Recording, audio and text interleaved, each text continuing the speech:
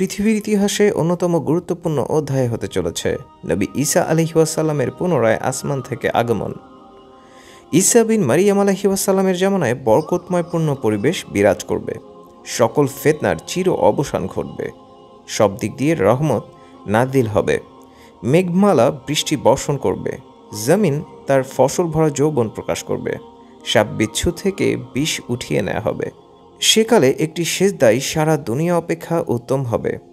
আবু হুরাইরা রাদিয়াল্লাহু তাআলা আনহু থেকে বর্ণিত হয়েছে, রাসূল সাল্লাল্লাহু আলাইহি ওয়াসাল্লাম বলেন, ওই সত্তার কসম যার হাতে আমার প্রাণ নিহিত, অচিরেই ঈসা বিন মারিয়াম আলাইহিস সালাম ন্যায়পরায়ণ শাসক রূপে তোমাদের মাঝে অবতরণ করবেন, ক্রুশকে ভেঙে দেবেন, শূকর হত্যা করবেন, জিজিয়া করকে রহিত করবেন। তার জামানায় চারিদিকে ধন সম্পদের জয় জয়কার হবে, একটি সেজদা সারা দুনিয়া অপেক্ষা উত্তম হবে। অতঃপর আবু হুরাইরা কোরআনের একটি আয়াত পাঠ করলেন, আর আহলে কিতাবদের মধ্যে অর্থাৎ খ্রিস্টানদের মধ্যে যত শ্রেণী রয়েছে তারা সবাই ঈমান আনবে ঈসার উপরে তাদের মৃত্যুর পূর্বে।